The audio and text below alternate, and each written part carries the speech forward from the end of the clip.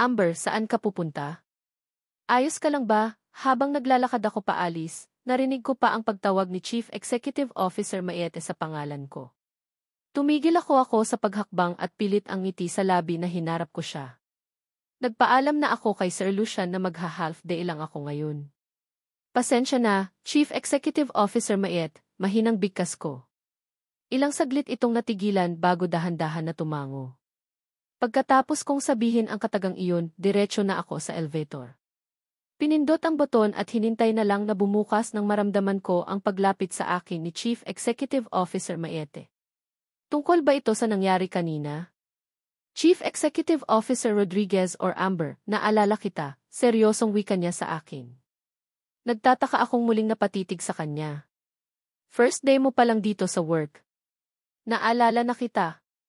Ikaw ang kaisa-isang babae na nakita ko na labis na kinababaliwan ni Mr. Ferrero. Seryosong wika niya sa akin na labis kong ikinagulat.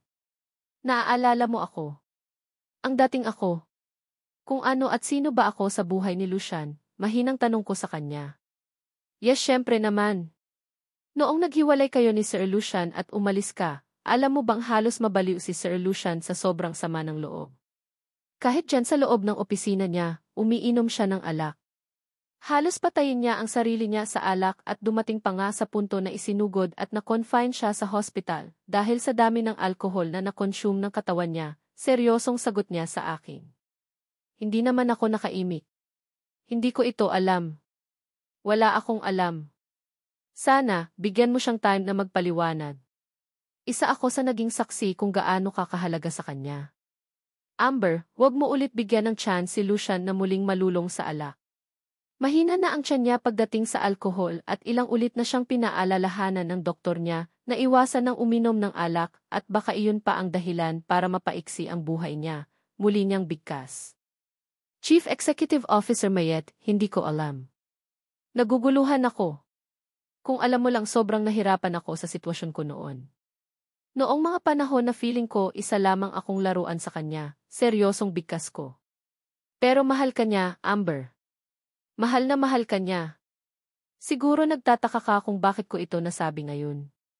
Palagi man akong nasisigawan ni Sir Lucian pero siya naman ang dahilan kung bakit gumanda ang buhay ng buo kong pamilya. Siya din ang dahilan kung bakit nakapag-aral ang mga kapatid ko.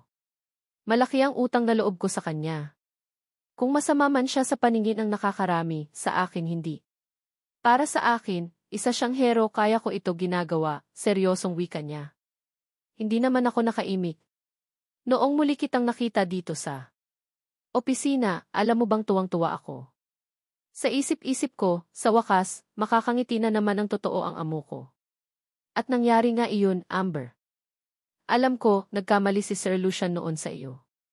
Sobrang laki ng pagkakamali niya at wala ako sa lugar para makiusap sa iyo na sana bigyan mo pa siya ng second chance. Sa nasabi mo na, ikaw ang nagdusa pero kaya mo bang makita si Sir Lucian na mas lalong malugmok? Ikaw lang ang nag-iisang dahilan kaya hanggang ngayon patuloy na lumalaban sa buhay si Sir Lucian. Mahaba niyang bigkas sa akin. Amber, pag-isipan mo ng mabuti ang mga bagay-bagay. Everybody deserved a second chance lalo na at nagbago na ito. Wala ako sa lugar para sabihin ito pero alam mo ba noong mga panahon na umalis ka patuloy kanyang sinusubaybayan. Sinisigurado niya na okay ka. Na nasa maayos kang kalagayan. Sa kagustuhan niyang sundin ang pangako niya sa iyo, nagkasya siyang tanawin ka mula sa malayo. Naging masaya siyang makita ka kahit sa malayuan lang, muli niyang bigkas. Hindi ko na namalayan pa ang pagpatak ng luha mula sa aking mga mata. Sa hindi ko malamang dahilan, bigla akong nakaramdam ng paninikip ng dibdib. Hindi ko alam kung ano ba ang tama at mali. Nangingibabaw pa rin kasi talaga sa puso ko ang takot. Paano kung mangyari ulit ang mga nangyari noon? Ano na lang ang mangyayari sa akin? Huwag na huwag kang gumawa ng mga desisyon na labis mong pagsisisihan sa bandang huli, Amber. Pag-isipan mo ang lahat. Wala akong ibang hangad kundi ang maging maayos kayong dalawa ni Sir Lucian. Ako ang saksi sa samahan niyong dalawa noon at mas magiging masaya siguro ako kung makikita kong magkasundo kayong dalawa ngayon, muli niyang bigkas. Hindi naman ako nakaimik. Pagkatapos sabihin ni Chief Executive Officer Mayete ang katagang iyon, dali-dali na siyang naglakad pabalik sa kanyang table. Naiwan naman akong hindi ko malaman ang gagawin ko. Napatitig muna ako sa nakasarang pintuan ng opisina ni Sir Lucian bago ako dahan-dahan na pumasok sa loob ng nakabukas na elevator. Bago sumara ang elevator, nagulat na lang ako nang bigla na lang pumasok dito sa loob si Sapphire. Saan ka pupunta, Chief Executive Officer Amber? Seryosong tanong niya. Dali-dali kong pinunasan ang luha sa aking mga mata at saka ko siya hinarap. Gusto ko munang mapag-isa. Gusto kong makapag-isip. Sobrang gulo ng takbo ng utak ko ngayon, Sapphire, seryosong sagot ko sa kanya. Aalis ka. Nang ganoon-ganoon lang.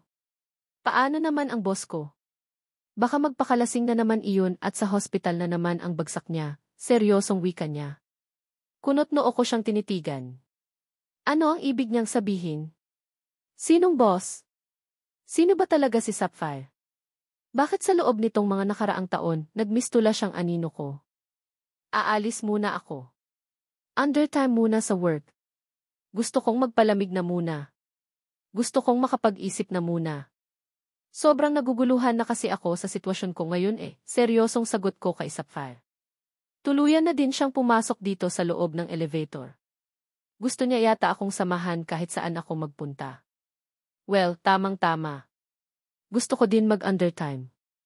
Ayos lang naman siguro. Bihira ko lang naman itong gawin kaya ayos lang naman siguro, nakangiti niyang sagot sa akin.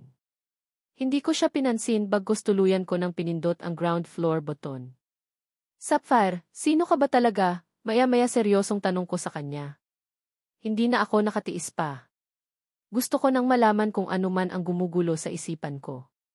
Sa tuwing nasa alanganin akong sitwasyon, nasa tabi ko siya palagi. Hindi niya ako iniiwan at para siyang bantay ko na palaging nakaantabay sa akin. Ano bang klaseng tanong iyan? Of course, kaibigan mo ako. Nakalimutan mo na ba? Sabay tayong bumiyahe noon papuntang probensya. Pareho din tayong naglayas noon at nagkakilala lang tayo sa barko at naging friends tayong dalawa, seryosong sagot niya sa akin. Iyon ba talaga ang dahilan? Hindi ka ba related kay Lucian? Seryosong tanong ko. Napansin kong natigilan siya. Kibot ang kanyang bibig at kaagad na nag-iwas ng tingin sa akin. Hindi kita maintindihan. Ano ka ba? Ano bang klaseng taong iyan? Tanong niya sa akin. Iyong kondo na tinitirhan ko, sa iyo ba talaga iyon, Sapphire? Sabihin mo sa akin, talaga bang kaibigan kita? Seryosong muli kong bigkas. Kailangan ko ng katotohanan. Ano ba ang mga ginagawa nitong si Lucian sa loob ng nakalipas na mga taon? Talaga bang tahimik siyang nakabantay sa akin, kaya feeling ko ang dali-dali lang ng lahat sa akin? Napaka-smooth ng pamumuhay ko noon. Mula sa bahay hanggang sa mga tapat na kaibigan ay kasama ko palagi. Lalong-lalo na itong si Sapphire at Ruby. Sabihin mo na sa akin ang totoo. Hindi mo na kailangan pang ilihim ang lahat. Alam ko na. Hindi naman ako ipinanganak kahapon para hindi ko maintindihan ang mga nangyari ngayon. Muli kong bigkas. Amber, palagi mong tandaan. May bayad man or wala ang pagpoprotekta ko sa iyo, naging totoo at tapat akong kaibigan sa iyo. Inaamin ko. Bayad ako ni Sir Lucian. Isa ako sa miyembro ng security niya at hindi coincidence ang pagkikita natin sa barko. Sinundan ka namin ni Ruby ayon sa utos ni Sir Lucian at ang bahay na tinitirhan natin noon, si Sir Lucian din ang may plano noon. Pati sa school na pinapasukan mo, si Sir Lucian din ang nasa likod ng lahat para makapasok ka ng walang kahirap-hirap, seryosong sagot niya na labis kong ikinagulat. Kagaya ni Chief Executive Officer Mayet, noon pa man, kilala na kita. Palagi na kitang nakikita. Hindi mo lang ako napapansin dahil marami kaming mga bodyguards ni Boss Lucian, muli niyang wika. Hindi ko na naman napigilan ang sunod-sunod na pagpatak ang luha mula sa aking mga mata. Imagine, napaniwala ko ang sarili ko noon na akala ko nakawala na ako kay Lucian pero hindi pa pala. Patuloy pala siyang nakasunod sa akin kahit saan ako magpunta. Kung ganoon, totoo ang sinabi ni Chief Executive Officer Mayet. Na si Lucian ay nasa paligid lang palagi. Nakatanaw at naghihintay ng tamang pagkakataon para malapitan ako. Amber, mahal na mahal ka ng amo ko. Kahit naman binabayaran niya ang serbisyo ko, naging totoo akong kaibigan sa iyo. Saksi ako sa lahat ng mga paghihirap mo noon. Babae din ako, nagalit din ako kay Boss Lucian sa mga ginawa niya sa iyo. Pero alam mo ba, noong nakita ko siya kung paano siya umiyak at nagsisisi, doon ko din na-realize na pwede palang magbago ang isang tao dahil sa pag-ibig, muli niyang sagot sa akin. Kung talagang naging tunay kitang kaibigan, bakit ngayon mo lang ito sinabi sa akin, Sapphire? Bakit, umiiyak kong tanong sa kanya. Kung sinabi ko ba kaagad sa iyo, hindi mo ba ako iiwasan? Hindi ka ba lalayo sa amin ni Ruby? Hindi ka ba tatakas, seryosong tanong niya. I am sorry kung nagawa naming maglihim sa iyo. I am sorry, Amber. Sana maging maayos na ang lahat. Sana buksan mo ang puso mo at matuto kang magpatawad, muli niyang wika. Tuluyan na din namang bumukas ang elevator kaya naman kaagad na din akong humakbang palabas. Nang maramdaman ko ang pagsunod sa akin ni Sapphire. Huminto ako sa paghakbang at seryoso siyang hinarap. Tapos na ang trabaho mo. Huwag mo na akong sundan. Gusto kong mapag-isa, seryosong wika ko. Natigilan naman ito habang baka sa kanyang mukha ang matinding pag-aalala. Hindi kita pwedeng pabayaan. Alam kong hindi ka okay at kailangan mo ang isang kagaya ko na handa kang damayan, seryosong sagot niya. No. Hindi kita kailangan. Hindi ko kailangan ang isang peke na kaibigan na kagaya mo, Sapphire. Ikaw na din ang nagsabi sa akin kanina na bayad ka at kasama sa trabaho mo na bantayan ako. Kailangan ko ng tunay na kaibigan at hindi ikaw iyon, umiiyak kong wika at mabilis na akong naglakad paalis. Diretso na akong lumabas sa building ng ETH Corporation.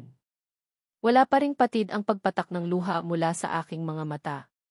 Sobrang nagulat kasi talaga ako sa mga natuklasan ko ngayon. Mahirap isipin na kahit na anong gawin ko, hindi pa rin pala ako makakawala sa galamay ni Lucian. Pagkalabas ko ng building ng ETH Corporation, diretso akong naglakad patungo sa kalsada. Mag-aabang ako ng taxi at bahala na kung saan man ako mapadpad. Gusto kong mapag-isa na muna at makapagmuni-muni. Sa mga natuklasan ko ngayon, iyon ang mas maigi kong gawin kaysa naman bigla na lang akong mag-breakdown. Iyon nga lang habang nag-aabang ako ng taxi, hindi ko maiwasan na matakot nang may biglang huminto na sasaktan sa harapan ko. Gulat akong napatitig doon at ganoon na lang ang pagdoble ng takot na nararamdaman ko nang dahan-dahan na bumukas ang salaming bintana ng nasabing sasakyan at nakita ko ang seryosong mukha ni Mrs. Carmina Ferrero. Ang mommy ni Lucian. Pwede ka bang makausap? Seryosong tanong niya. Kaad kong pinahid ang luha sa aking mga mata sabay iling. Hindi na po kailangan. Lalayuan ko na po siya. Hindi po ako magiging banta sa kung ano man ang plano niyo para sa anak niyo, seryosong sagot ko sa kanya. Napansin kong lalong sumeryoso ang mukha nito. Tuluyan na din itong binuksan ang pintuan ng sasaktan at bumaba siya. Silly girl. Hindi iyan ang pakay ko kaya gusto kitang makausap ngayon. Don't worry, hindi mangyayari ang kinatatakutan mo. Everything changed kaya wala kang dapat na ipag-aalala, seryosong wika niya. Hindi na ako nakapalagpa nang bigla niya akong hawakan sa aking kamay at hinila patungo sa kanyang sasakyan. Wala na akong nagawa pa kundi ang sumakay na. Mas maigi na din siguro ang ganito.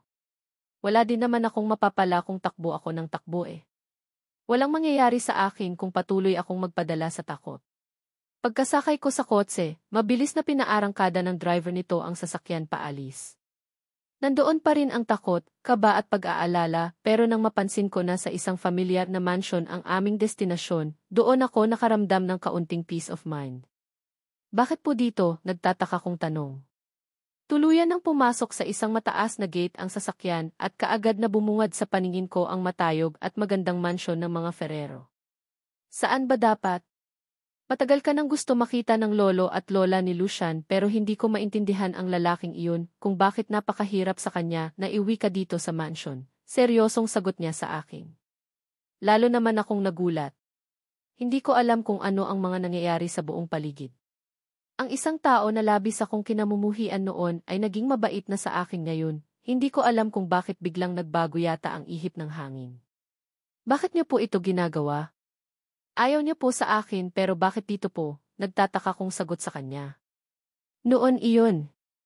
Noon, ayaw ko sa iyo. Si Lauren talaga ang gusto ko para kay Lucian pero noong minsan kaming nagtalo at itinulak niya ako sa hagdan, nagbago ang lahat-lahat. Muntik nang naging mitsa ng buhay ko ang pakikialam sa gusto ng anak ko. Amber, alam ko ang mga nangyari sa iyo pagkatapos kong nahulog ng hagdan. Pasensya ka na kung huli ko nang nalaman iyon. Nagdusa ka at hanggang ngayon, inuusig pa rin ako ng aking konses niya, seryosong wika niya. Mangha naman akong napatitig sa kanya. Hindi ko ito inaasahan. Ni sa hinagap hindi ko akalain na, maririnig ko ang katagang ito mula sa bibig ni Mrs. Carmina Ferrero. Mas dumagdag pa sa bigat ng kalooban na nararamdaman ko noong nalaman ko na ang mismong dugo na nagligtas sa akin ay galing sa iyo. I am sorry, Amber. Wala akong nagawa noon para iligtas ka sa mga kamay ni Lucian. Hindi ko kaagad na i-correct ang isang pagkakamali, muli niyang bigkas. Sa hindi malamang dahilan, hindi ko na naman napigilan ang pagpatak ng luha sa aking mga mata. Talaga bang totoo itong narinig ko ngayon? Humihingi ng tawad sa akin si Mrs. Ferrero. Sabi ko noon, ayaw ko nang makialam pa sa love life ng anak ko. But, I can't help it, hindi ko kayang magsawalang kibo. Lalo na at sa tuwing nakikita ko ang anak ko kung gaano siya kalungkot. Iha, mula bata pa, hindi man lang nakaramdam ng tunay na tuwa ang anak ko. Bunga siya ng isang magulo at broken family, kaya siya ganyan, muli niyang sambit. Ikaw na lang ang pag-asa ko, Amber. Alam kong ikaw lang ang kaisa-isang babae na pwedeng magpasaya sa anak ko. Please, nakikiusap ako sa iyo, hayaan mong mahalin at alagaan ka ni Lucian. Promise hindi na ako makikialam pa. Hindi na din ako maghihimasok pa sa kung anumang meron sa inyong dalawa ngayon. Basta, mangako ka lang sa akin. Huwag kang umalis sa tabi ng anak ko. Huwag mo siyang iwan, iha, seryosong muling wika niya. Hindi naman ako nakaimik. Hindi ko din alam kung ano ang sasabihin ko. Sobrang nagulat kasi talaga ako sa mga katagang narinig ko mula sa bibig mismo ni Mrs. Ferrero. Stay ka na muna dito. Teka lang, kanina pa tayo nag-uusap. Dito ka muna, papahandan kita ng makakain.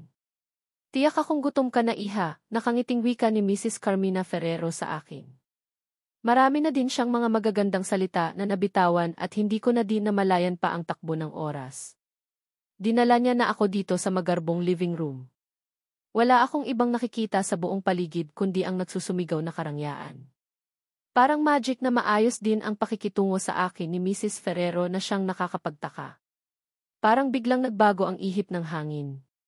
Kung dati, makita pa lang ang anino ko nito hanggang langit na ang galit sa akin, pero kabaliktaran naman ngayon.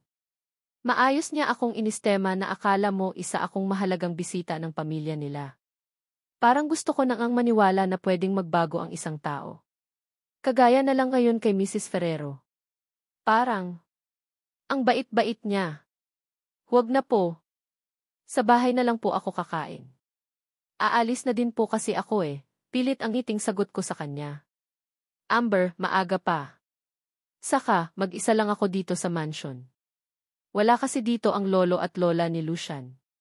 Umuwi na probensya dahil na chief executive officer na daon nila ang buhay sa farm, dito ka na muna para naman may kasama ako. Nakangiti nitong wika sa akin. Hinawakan pa ako nito sa kamay sabay pisil. Huwag kang mag-aalala.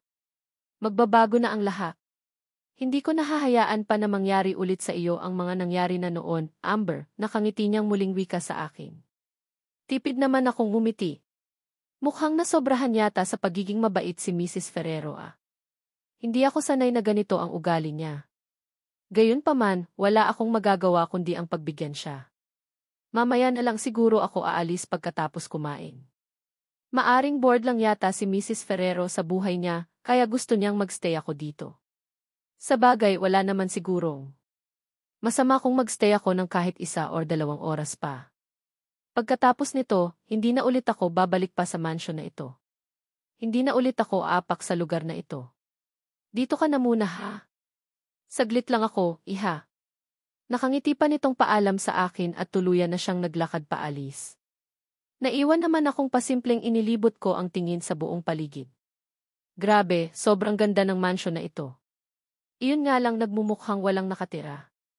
Nakakabingi ang katahimikan sa buong paligid. Kahit nagaano pa kaganda ang nakikita ng mga mata ko, alam kong malungkot tumira sa mga ganitong lugar, lalo na kung nag-iisa ka lang. Abala ang paningin ko sa kakaikot sa buong paligid nang wala sa sariling mabilis akong napatayo nang dumako ang paningin ko sa lalaking nakatayo sa hindi kalayuan.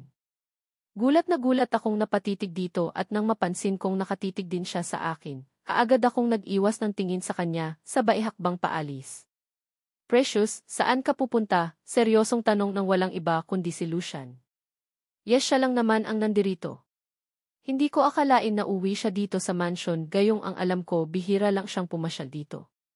Ayon na din iyon sa mommy niya kanina na si Mrs. Carmina Ferrero. Alam kong ayaw mo akong makita.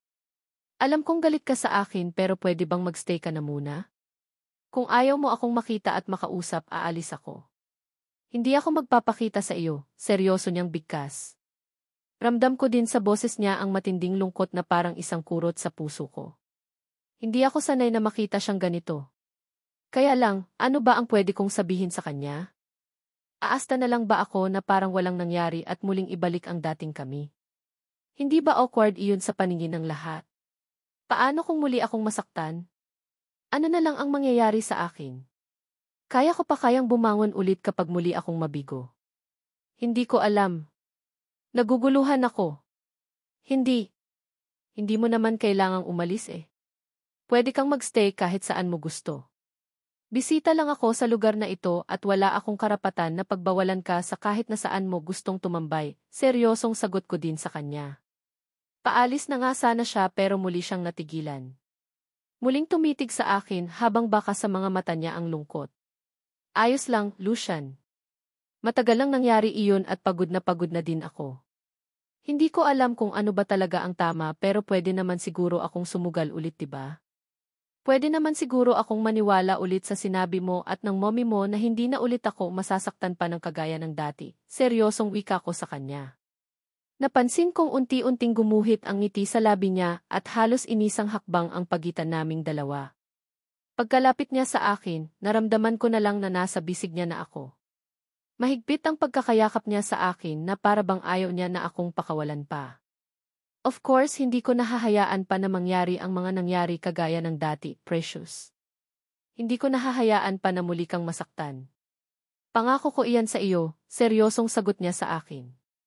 Naramdaman ko pa ang pagdampi ng labi niya sa tuktok ng ulo ko. Hindi ko naman maiwasan na mapapikit kasabay ng pagpatak ng luha sa aking mga mata. Aasahan ko iyan. Talagang aasahan ko iyan, Lucian, seryosong sagot ko sa kanya. Lalo namang humigpit ang pagkakayapos niya sa akin. Naman, Precious, kung sakaling mapansin mo na muli akong nalihis ng landas, pwede mo akong sampalin. Pwede mo akong tadyakan or kahit na ano. Pwede mong gawin lahat sa akin iyon. Hindi ako lalaban basta manatili ka lang sa tabi ko. Huwag ka nang umalis at huwag mo akong iiwan, seryosong sagot niya sa akin. Lalo naman akong napahagulhol ng iyak. Sa ngayon, kakapit na muna ako sa lahat ng mga pangako niya. Bahala na kung sakaling muli man akong mabigo, siguro iyon na din ang palatandaan na kailangan ko ng sumuko. Na muli akong aalis at magpakalayo-layo sa kanya. Pupunta ako sa lugar na alam kong hindi niya na ulit ako masusundan pa. Sa lugar na hindi niya na din ulit ako makikita kahit na sa malayuan or malapitan man iyan. Pero sa ngayon, gusto ko munang ibigay ang isa pang sansa dito kay Lucian. One last chance. Hindi lang pala para kay Lucian kundi para na din sa sarili ko. At least sumubok akong magpatawad. At least sinubukan ko ulit na sundin ang kung ano man ang sinisigaw ng puso ko. Kung sakaling mabigo man ulit ako, no more regrets akong maramdaman sa sarili ko. At least naging matapang ako at muli kong sinubukan ang isang bagay na alam kong walang kasiguraduhan kung magtatagumpay ba ulit ako. Masarap pa rin kasi talaga sa pakiramdam habang nasa bisig niya. Ito ang pinaka na Chief Executive Officer ko sa kanya.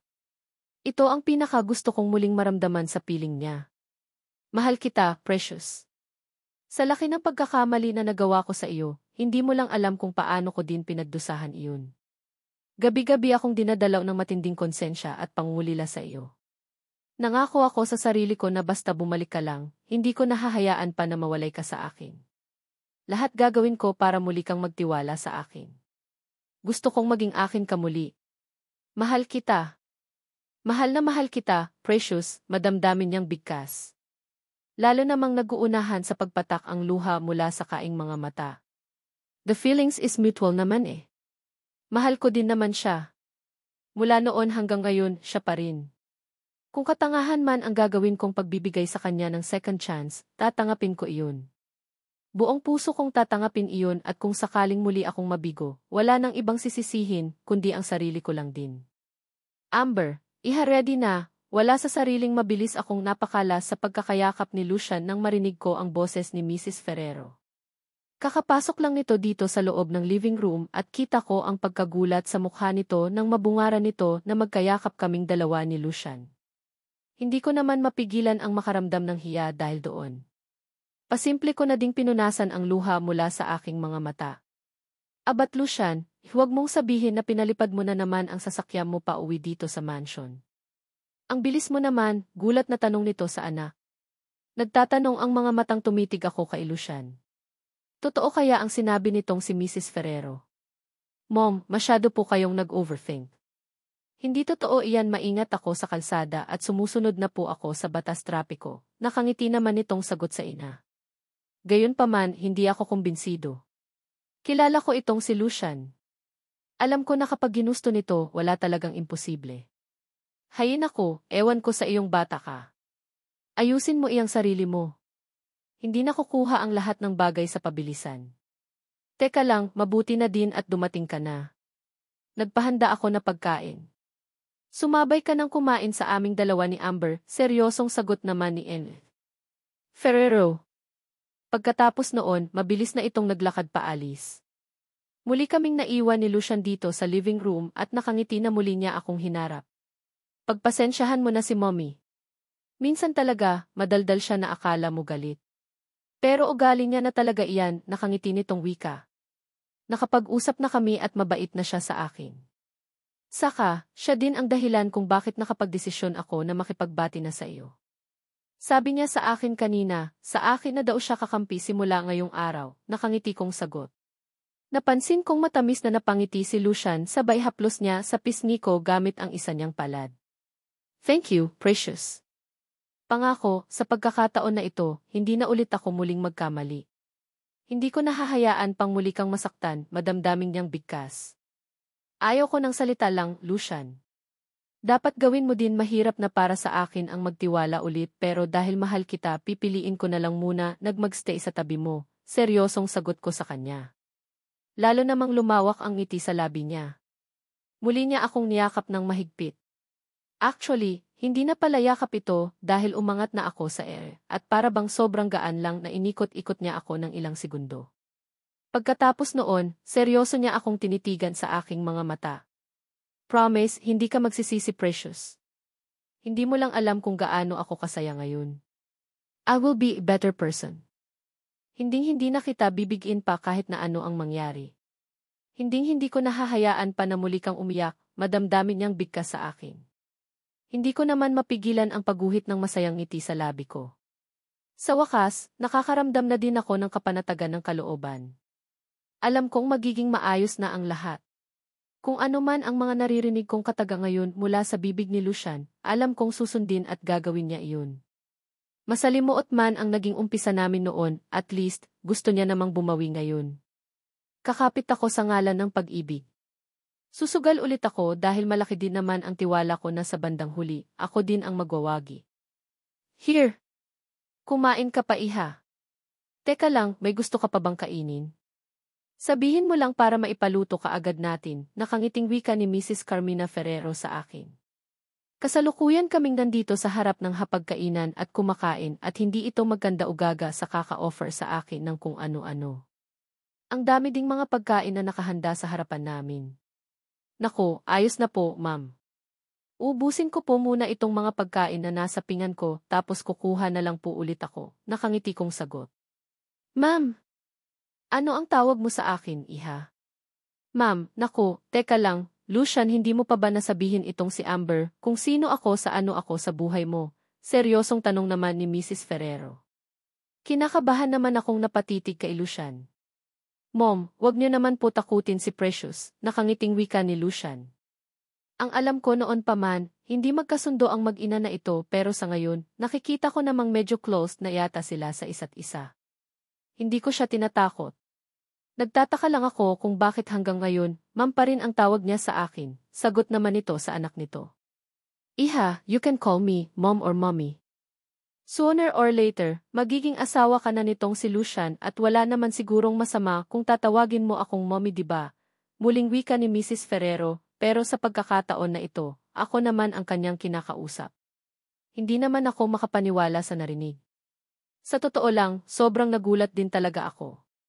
Hindi ko din kasi ma-imagine sa sarili ko kung ano nga ba ang feeling kung sakaling tatawagin ko siyang mommy. Saka, ano ba ang sinasabi nito magiging asawa daw ako nitong si Lucian? This said, mukhang nag-uumpisa na naman yatang gumawa ng love story si Mrs. Ferrero. Alam kong masyadong mabilis ang mga nangyari. Alam kong naiilang ka din, iha. Pero seryoso ako ngayon sa sinasabi ko. Gusto kong magpakasal na kayo ng anak ko sa lalong madaling panahon. Para naman maumpisahan nyo na ang pagbuo ng pamilya at syempre, para naman mabigyan nyo na din ako ng apo, nakangiti nitong muling sambit.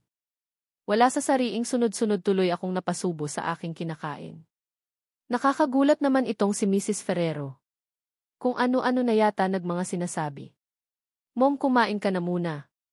Kung saan-saan na tayo nakarating nakangiting awat naman ni Lucian sa mommy niya. Pero mukhang wala yatang balak na magpaawat si Mrs. Ferrero dahil muli na naman itong bumanat. Iha, dito na kayo matulog ha. Masyadong malungkot ang mansion lalo na at mag-isa lang ako dito, muli nitong wika. Muli akong napatingin kay Lucian at pasimple akong umiling. Mom, kailangan ko pong ihatid si Precious sa tirahan niya. Hindi siya sanay matulog sa ibang bahay kaya baka mapuyat lang siya kapag pilitin natin siyang dito matulog sa mansion. Kaagad na sagot ni Lucian sa mommy niya. Hindi ko naman mapigilan ang makaramdam ng tuwa. Napatunayan ko na ngayon sa sarili ko na kaya palang sundin ni Lucian ang nais ko, kaya lang wala yatang balak na sumuko si Mrs. Ferrero. Maliit na bagay. Mamaya, bibigyan kita ng tiya na binili ko na galing pa si Middle East. Magada ang tiya na iyon at nakakatulong para malabanan ang pamamahay at makakatulog ka ng mahimbing, iha, nakangiting sagot naman kaagad nito. Hindi ko naman mapigilan na mapangiwi. Wala na yata akong lusot Lahat ginawa na ni itong si Mrs. Ferrero para lang magstay ako dito sa mansion nila. Well, ano pa nga ba ang magagawa ko kundi ang pumayag na lang din lahat yata ng idadahilan ay may panlaban siya Gaganoon po ba? O okay po, mommy. Dito na lang po ako matutulog. Para po may makakasama kayo, pilit ang ngiting sagot ko. Napansin kong kaagad namang gumuhit ang matamis ng ngiti sa labi nito. Mukhang tuwang-tuwa talaga siya sa pagpayag ko kaya muli akong naptingin kay Lucian na huling-huli ko din na may matamis na nakaguhit ng ngiti sa labi. Perfect. Sige na, kumain na muna kayo dyan. Magpakabusog kayo, nakangiti nitong wika at mabilis na itong naglakad paalis. Nang tuluyang makaalis si Mrs. Ferrero, muli namang nagsalita si Lucian sa tabi ko. Kung hindi ka komportable na kasama ako, pwede naman natin kumbinsihin si mommy na kailangan nating umalis. Hindi mo kailangang pilitin ang sarili mo kung ayaw mo. Precious, seryosong wika ni Lucian. Kaagad din naman akong umiling. Ayos na, Lucian. Naka-oo na ako sa mommy mo at nakakahiya naman kung magdadahilan ulit tayo sa kanya. Ayos lang talaga, walang problema sa akin, nakangiti kong sagot dito. Talaga? Are you sure na ayos lang sa iyo? Nakangiting tanong niya sa akin. Kaagad naman akong tumango. Walang problema. Sanay naman ako sa presensya mo noon pa kaya ayos lang, nakangiti kong sagot. Thank you, Precious. Don't worry, hindi ako gagawa ng mga bagay na hindi mo magugustuhan, seryosong wika niya sa akin. Alam ko naman iyon, Lucian. Malaki ang tiwala ko sa iyo at alam kong safe ako palagi sa tuwing kasama ka. Nakangiting sagot ko din sa kanya. Wala naman talagang mawawala kung magsasama kami sa iisang silid na matulog dahil dati naman namin itong ginagawa. Saka, gusto ko din makita at maramdaman kung talaga bang nagbago na itong si Lucian. Gusto kong makita kung hanggang saan ang paggalang na kaya niyang ibigay sa akin. Sa kama at ayos na ako dito sa sofa. Narinig kong wika ni Lucian pagkapasok pa lang namin ng kwarto. Ito kaagad ang unang kataga na lumabas sa bibig niya. Sa bagay, ipokrita ako kung hindi ko aaminin sa sarili ko na kanina ko pa rin iniisip ang mga posibleng mangyari kapag magkasama na kami sa iisang silid. Aminado din ako na kanina pa ako kinakabahan. Feeling ko bumalik kami sa dati. Kagaya noong mga panahon na maayos pa ang pagsasama namin. Lucian, ayos lang. Bakit ka pa sa sofa kung pwede ka naman dito sa kama? I mean, malaki ang kama at sobra-sobra sa ating dalawa ito, nakangiti kong sagot sa kanya. Napansin kong saglit itong natigilan. Ilang saglit din na napatitig sa akin na para bang inaarok niya kung seryoso ba ako sa sinabi ko, pero noong ngumiti ako sa kanya, napansin ko ang kislap ng tuwa sa mga mata niya. Thank you. Well, kung ano ang mas makakabuti between us doon tayo, sagot niya. Hindi ko naman mapigilan ang matawa. Feel at home, precious. Malaya mong gawin lahat ng gusto mong gawin. Matulog ka na. May mga bagay pa akong dapat na tapusin at lalabas na muna ako. Muli niyang wika at hindi na nito hinintay pa ang maging sagot ko at mabilis na itong lumabas ng kwarto. Nagtatakang nasundan ko na lang ng tingin itong si Lucian. Akala ko kasi talaga matutulog na din ito lalo na at halos 10:00 na ng gabi. Napasarap kasi ang kwentuhan namin sa labas at hindi na namin namalayan pa ang oras. Muli kong inilibot ang paningin ko sa buong paligid. Nagsusumigaw ang karangyaan sa buong paligid. May malaking paintings na nakasabit sa wall at isang malaking frame na mukha ni Lucian ang nasa larawan. Kung ganoon, may sarili din palang kwarto itong si Lucian dito sa mansion ng mga Ferrero. Never niya pa akong dinala dito dati para matulog. Ito din ang kauna-unahang pagkakataon na nakapasok ako sa naturang silid at masasabi ko na hindi ito nalalayo sa silid ni Lucian sa villa kung ganda at karangyaan ang pag-uusapan. Gayunapaman, ipinagkibit balikat ko na lang iyon. May damit pantulog ng maayos na nakapatong sa ibabaw ng kama na gagamitin ko kaya naman nagpa siya na akong pumasok muna ng banyo para maglinis ng katawan bago matulog. Mabilis lang naman ang paggamit ko ng banyo. Pagkalabas ko ng banyo, wala pa rin si Lucian kaya naman nagpa siya na akong mahiga sa kama nito. Pagkasayad ng likod ko sa kama, hindi ko maiwasan na makaramdam ng katiwasayang ng kalooban. Sobrang lambot ng kama at kay bango ng mga beddings. Pati unan na ginagamit ko ay mabango din kaya naman para akong hinihele at ilang saglit lang, nakatulog din naman kaagad ako. Kinaumagahan, nagising ako na walang Lucian akong nakita dito sa loob ng silid. Puno ng pagtataka akong bumangon ng kama at muling inilibot ang paningin sa buong paligid at nang mapansin ko na wala talaga si Lucian, mabilis na din akong bumaba ng kama at nag-ayos ng sarili. Nag-toothbrush, naghilamos at nagsuklay lang ako ng buhok bago ako nagmamdaling lumabas ng kwarto. Hindi na din ako nag-abala pang palitan ang damit pantulog ko tutal isa lamang iyong blouse at pajama. Disente namang tingnan. Pagkalabas ko ng kwarto, katahimikan ang bumungad sa akin sa buong paligid. Sa sobrang laki nitong mansion, feeling ko mag-isa lang ako dahil wala naman akong naririnig kahit na anong ingay. Sobrang nakakabingi ang katahimikan at feeling ko talaga hindi ako magiging masaya sa lugar na ito. Sobrang ganda ng buong paligid pero nakakabored naman. Diretso kong tinahak ang hagdan at akmang lalabas sana ng mansion nang matigilan ako.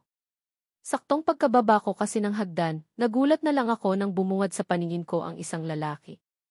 Yes, isang lalaki at walang iba kundi si David. Napansin kong nagulat din ito nang makita ako. Nagtatanong ang mga matang tumitig ito sa akin, kasabay ng lungkot na kaagad na gumuhit sa mga mata nito. Amber, ano ang ginagawa mo dito? Nagtataka pero seryoso ang boses na tanong nito sa akin. David, good morning, sagot ko din naman kaagad sa kanya. Sa totoo lang, hindi ko alam kung paano siya pakikiharapan at kung paano ko sasagutin ang tanong niya. Ano nga ba ang ginagawa ko dito sa mansion? Nasaan si Lucian? Nagkabalikan na ba kayo ni Uncle? Seryosong tanong sa akin ni David.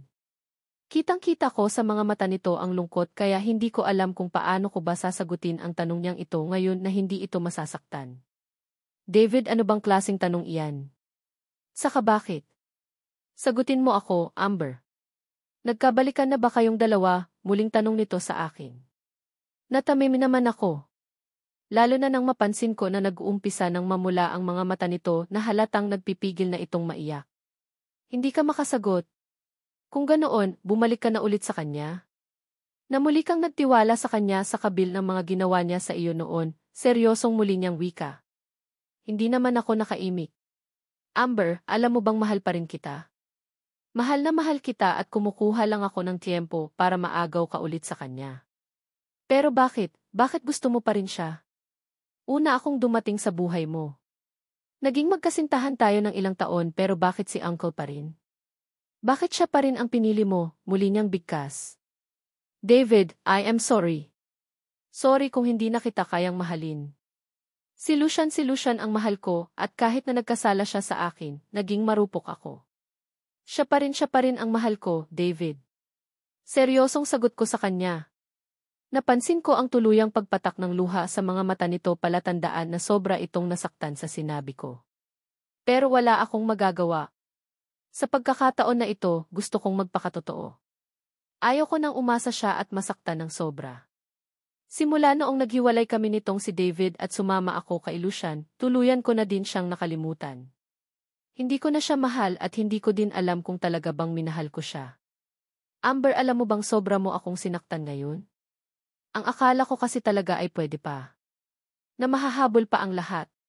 Sobra kong pinagsisisihan ang lahat ng mga pagkakamali na nagawa ko sa iyo noon. Mahal kita. Mahal na mahal kita at wala akong ibang gusto kundi ang mahalin mo ulit ako. Seryosong bigkas niya. I am sorry, David. Maraming mga babae dyan na mas karapat-dapat na mahalin mo. Huwag ako. Huwag ako dahil hindi na pwede, seryosong sagot ko sa kanya. Sa pagkakataon na ito, kitang-kita ko na ang luha sa mga mata nitong si David. Hindi naman ako makapaniwala sa nasaksihan. Nasa hinangap, hindi ko akalain na iiyak ng ganito si David sa harapan ko. Isa siyang lalaki na mataas ang pride at hindi nagpapakita ng pagiging talunan, pero sa nakikita ko ngayon, mukha siyang isang batang paslit na nakikiusap na mahalin din. Bakit si Uncle pa? Siguro, kung ibang lalaki, kayang-kaya kong tangapin agad. Pero bakit siya pa? Bakit siya pa, Amber? Seryosong tanong niya sa akin.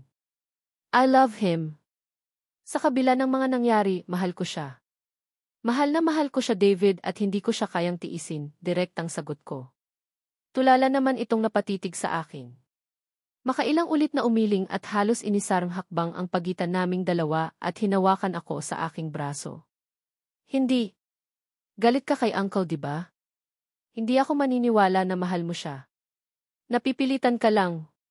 Sabihin mo sa akin, Amber, tinakot ka ba ulit ni Uncle kaya ka bumalik sa kanya? Pinagbantaan ka ba ulit? Sabihin mo sa akin. Dahil ipagtatangol kita laban sa kanya. Itatakas kita at lalayo tayo, seryosong sambit niya. Mabilis naman akong umiling. Pinilt ko din kumawala mula sa mahigpit na pagkakahawak niya sa akin. Mukhang desperado na yata si David at walang balak na tumanggap ng pagkatalo. Hindi. Hindi niya ako pinilit. Sarili ko itong desisyon dahil mahal ko siya. Naiintindihan mo ba ako, David? Mahal ko ang tiyuhin mo at handa akong sumugal ulit sa ngalan ng pag-ibig, seryosong sagot ko. Hindi totoo iyan. Amber, sumama ka sa akin. Itatakas kita sa kanya. Lalayo tayo. Tama, lalayo tayo. Pupunta tayo sa lugar na hindi niya tayo masusundan. Please, Amber. Pumayag ka na, seryosong wika nito. Sa pagkakataon na ito, pinipilit niya na akong hilain pero patuloy din akong nagpupumiglas sa kanya. No. No, David. Hindi ako sasama sa iyo. Bitawan mo ako. Bitawan mo ako, David. Nakikiusap kong bigkas lalo na nang maramdaman ko na ginagamitan niya na ako ng puwersa. Pilit niya akong hinihila pero pilit din akong nagpupumiglas. Hanggang sa... David, isang malakas at maotoridad na boses ang biglang nagpatigil dito. Natigilan si David at halos sabay kaming lumingon sa pinangalingan ng boses na iyon at hindi ko mapigilan ang makaramdam ng tuwa nang sumalubong sa paningin ko ang seryosong mukha ni Lucian. Mabilis ang hakbang na naglalakad ito palapit sa amin. Isasama ko na si Amber, Uncle. Mahal ko siya at hindi ko kayang mabuhay na wala siya, seryosong wika ni David. Bitiwan mo siya. Sino ang nagbigay sa iyo ng karapatan na iharas siya? Galit na sigaw ng galit na Lucian, sabay hawin nito sa kamay ni David na mahigpit na nakahawak sa braso ko. Kaya lang, noong mapansin yata ni Lucian na wala akong balak na bitawan nitong si David, malakas niya itong sinapak sa pisngi na siyang dahilan kaya kaagad na bumagsak si David sa malamig na sahig. I already told you na huwag mo nang istorbuhin si Precious pero ang tigas talaga ng ulo mo, David. Galit na muling sigaw ni Lucian at akmang susugurin ulit nito ang nakahandusay na si David pero mabilis ko na siyang pinigilan. Lucian, no. Please, wag na. Tama na. Wag mong idaan ang lahat sa dahas. Please, seryosong wika ko. Natigilan naman ito at ilang saglit lang, malamalam ang mga matang tinitigan ako. Hayaan mo na si David. Please, pwede ba? Kahit na ano ang mangyari, pamangkin mo pa rin siya, kaya sana huwag mo siyang saktan, nakikiusap kong wika. Matalim ang mga matang tinitigan ni Lucian si David bago ako nito hinawakan sa kamay at hinila paalis. Lucian, saglit lang. Paano si David? I think kailangan niyang matingnan ng doktor. Dumudugo ang bibig niya, seryosong wika ko. Hindi ko din kasi kayang iwanan si David sa ganitong sitwasyon eh. Naawa ako dito at kahit papaano, naging mabait din naman itong si David sa akin sa kabila ng mga nangyari sa amin noon. Tatawagan ko ang doktor para matingnan siya or kung kinakailangan na dalhin natin siya sa hospital, iyan ang gagawin natin, seryosong sagot ni Lucian. Muli akong hinila nito pero natigil din nang bigla na lang nagsalita si David. Sana lang talaga panindigan mo na si Amber sa pagkakataon na ito, dahil kung hindi ako mangingimi na agawin siya at ilayo siya ng tuluyan sa iyo. Uncle, seryoso nitong wika. Natigilan naman ako. Hindi ko alam kung naghahanap ba talaga ng sakit ng katawan itong si David dahil nagawa niya pa talagang magsalita ng ganitong bagay. Hindi mangyayari iyan. Mahal ko si Precious at handa kong ibigay lahat ng bagay na makakapagpasaya sa kanya, seryosong sagot nito. Hindi naman ako makanapaniwala sa narinig. Sa tuwing naririnig ko mula sa bibig ni Lucian ang salitang pagmamahal, hindi maipaliwanag na tuwa ang nararamdaman ng puso ko. Patunayan mo, Uncle. Sana mapanindigan mo na siya sa pagkakataon na ito dahil hindi ako susuko. Kapag makita ko na muli mo siyang pinaiyak, ipaglalaban ko na siya ng tuluyan, Uncle, muling wika ni David. Dahan-dahan din itong bumangon at naupo sa malamig na tiles ng mansion. Huwag ka nang umasa pa na mangyayari iyon. Kung gusto mong maging maayos ang pagsasama nating magkakapamilya, huwag ka nang gumawa ng mga bagay na hindi ko magugustuhan. Noon pa man, alam mong hindi na pwedeng maging sa iyo si Precious. Sana malinaw na sa iyo ang tungkol sa bagay na iyan, seryosong muling bigkas ni Lucian. Pagkatapos niyang sabihin ang katagang iyon, muli niya akong hinila paalis. Nagpasyanod naman kaagad ako. Tinahak namin ang daan palabas ng mansion. Pagkadating namin sa labas, diretso na kami ng kotse. Pinagbuksan muna ako ni Lucian ng pintuan at inalalaya na makasakay bago ito pumwesto sa manibela. Lucian, paano mo nga pala naging pamangkin si David? Nagtataka kong tanong dito. Hindi ko kasi talaga ma-imagine at saka noon pa man, halatang hindi na sila magkasundo ni David. Anak siya ng kapatid ko sa labas, seryosong sagot nito. Kaagad namang nanlaki ang mga mata ko sa gulat. Ha? Talaga, bigkas ko sabay tutop sa bibig ko. Nagmumukha yata akong sisosa sa mga ginagawa kong ito eh. Saka, hindi ko din kasi talaga alam na may kapatid pa itong si Lucian eh. Ang akala ko talaga nag-iisa siyang anak. May isa akong kapatid. Kaya lang, nasa sinapupunan pa lang si David ng mommy niya, namatay ang kapatid ko. Car accident. Lango sa alak habang nagmamaneho dahil noong mga panahon na iyon, gustong makipaghiwalay ng mommy ni David sa kanya, seryosong wika nito. Hindi naman ako makapaniwala sa narinig. Hindi ko ito inaasahan. Solong anak ka ng mommy at daddy mo, tapos ang daddy mo ay nagkaanak sa labas, ganoon ba? Seryosong tanong ko. Kaagad namang tumango si Elquian. Ganoon na nga. Hindi ba't sobrang gulo ng pamilya na ito? Sagot niya naman kaagad sa akin. Hindi naman ako nakasagot. Nga. Sobrang gulo ng pamilya nila. Napakakomplikado ng lahat.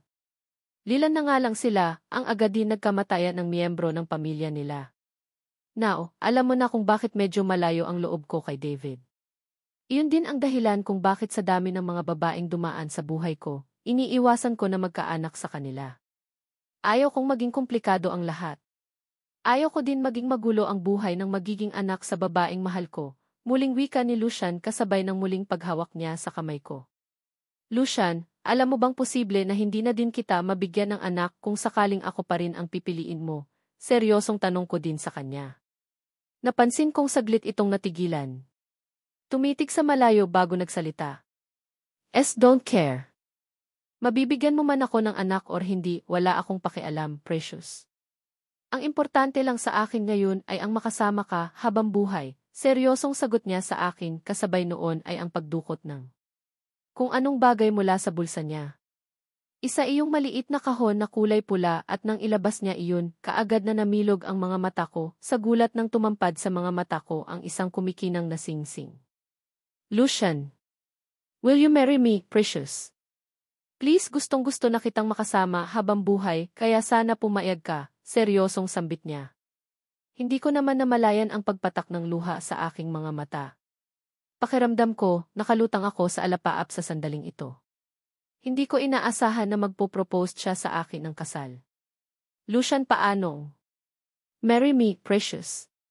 Ikaw lang ang babaeng gusto kong makasama habang buhay at sa pagkakataon na ito, hinding-hindi ka nahahayaan pa na masasaktan ka ulit. Please, Precious T. Mahinang sambit niya. Patuloy pa rin ang sunod-sunod na pagpatak ng luha mula sa aking mga mata kasabay ng dahan-dahan kong pagtango. Naman. Siyempre, ngayon pa ba ako magpapakipot gayong sa nakalipas na mga taon? Alam kong nandyan ka palagi at never mo akong iniwan, umiiyak kong sambit. Hindi ko na din napigilan pa ang sarili ko at mahigpit akong napayakap sa kanya. Kahit na may masikip dito sa loob ng kotse, wala akong pakialam, basta ang mahalaga sa akin ngayon ay ang maiparamdam sa kanya kung gaano ako kasaya sa proposal niyang ito sa akin ngayon. Talaga? Talaga ba, Precious? Pumapayag ka na? Magpapakasal ka sa akin, seryosong sagot niya. Ramdam ko din sa boses niya ang tuwa, kaya naman nakangiti akong tumango. Lucian. Susugal ulit ako dahil alam kong sa pagkakataon na ito wala nang maging balakid sa pagsasama natin. Mahal kita, mahal na mahal din kita. Lucian, umiiyak kong sagot. Hindi ko na nga napigilan pa ang mapahagulhol ng iyak habang sinasabi ko ang katagang iyon. Hindi ko din kasi akalain na darating kami sa ganitong sitwasyon. Ang akala ko talaga wala na kaming pag-asa pa at mamumuhay akong mag-isa pero nagkamali ako. Nandito ulit si Lucian sa harapan ko. Nag-propose din siya ng kasal sa akin at sino ba naman ako para bigin siya? Oh, Precious. Thank you. Thank you. Hindi mo lang alam kung gaano ako kasaya ngayon, seryosong sagot niya sa akin. Hindi ko naman mapigilan ang mapangiti at kusa na din akong kumalas sa pagkakayakap sa kanya. May mumunting ngiti na nakaguhit sa labi ko habang nakatitig sa kanyang mga mata. This ring symbol of SV everlasting love for you, Precious. Thank you sa muling pagtanggap mo sa akin sa buhay mo sa kabila ng mga nangyari noon, madamdaming niyang wika. Pagkatapos niyang sabihin ang katagang iyon, dahan-dahan niyang ipinasok sa daliri ko ang naturang singsing. Muli na naman akong naluha habang pinagmamsdan ko iyon na maayos na nakasuot sa aking daliri. Hindi pa rin ako makapaniwala. Talaga ba? Talaga bang ready na itong si Lucian na pakasalan ako at buo kami ng isang pamilya? Don't see risk, Precious. Simula ngayong araw, ayaw ko nang makita kang umiiyak. Ayaw ko nang makita pang lumuha ulit, malambing niyang wika sa akin. I can't help it, Lucian. Hanggang ngayon, hindi pa rin kasi talaga ako makapaniwala na nangyayari ito sa pagitan nating dalawa. Hindi mo lang alam kung gaano din ako kasaya ngayon, umiiyak kong sambit. Hindi ko mapigilan ang mapapikit ng maramdaman ko ang pahaplos ng kamay niya sa pisngi ko. Pilit niyang pinupunasan ang luha mula sa aking mga mata. I love you, Precious. Promise, babawi ako sa lahat ng mga pagkakamali na nagawa ko sa iyo at hindi din ako magsasawa na paulit-ulit na hihingi ng sorry sa mga kasalanan na nagawa ko sa iyo. Seryosong wika niya. Muli akong napailing. Kalimutan na natin ang lahat ng iyon. Yes, mas maigi pa nga na ibaon na natin sa limot ang mga hindi magandang nangyari ng nakaraan natin. Tapos na iyon at napatawad na kita. Wala nang mas mahalaga sa akin ngayon kundi ang magkasama tayong dalawa, Lucian. Mahal na mahal kita at kung hindi man lang ikaw ang lalaking para sa akin, mas gustuhin ko na lang sigurong mamuhay mag-isa habang buhay, mahaba kong paliwanag sa kanya. Napanasin ko naman ang pagsilay ng matamis na ngiti sa labi niya. Ilang saglit na magkahinang ang aming mga paningin bago ko napansin ang dahan-dahan na pagbaba ng labi niya sa labi ko.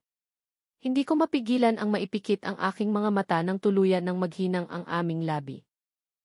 Kagaya pa rin ng dati. Walang ipinagbago. Walang kapantay na sarap ang halik na pinagsaluhan namin. Muling akong binalot ng isang familiar na damdamin na dito lang kailusyan ko naramdaman sa tanang buhay ko. I love you. I love you, precious, narinig kong mahina niyang sambit. Saglit lang ang halik na pinasaluhan namin pero feeling ko nakalutang pa rin ako sa alapaap. Hindi pa rin ako makapaniwala na nandito na ulit ako sa tabi ni Lucian ngayon. Magkasama kami ngayon pero wala na ang dating takot na nararamdaman ng puso ko. Alam ko kasing panghabang buhay na ito at masaya ako dahil doon. I love you too, Lucian. Ikaw lang at wala nang iba, madamdamin ko ding bigkas. Buong pagmamahal na niyakap niya ako ng mahigpit. Alam kong simula ngayong araw, magiging masaya na ako sa piling ni Lucian. Magiging masaya na kami dahil ramdam ko na ang respeto at pagmamahal niya sa akin. Nag-umpisa man kami sa isang masalimuot na relasyon, bumabawi naman ang kapalaran sa amin ngayon. Hindi na ako lilingon pa sa mga nangyari ng nakaraan bagkus, itutuon ko ang buo kong atensyon sa mangyayari sa amin sa kinabukasan. Muli kong ipagkakatiwala kay Lucian ang puso ko. Alam ko din kasi sa sarili ko na sa kanya lang ako liligaya.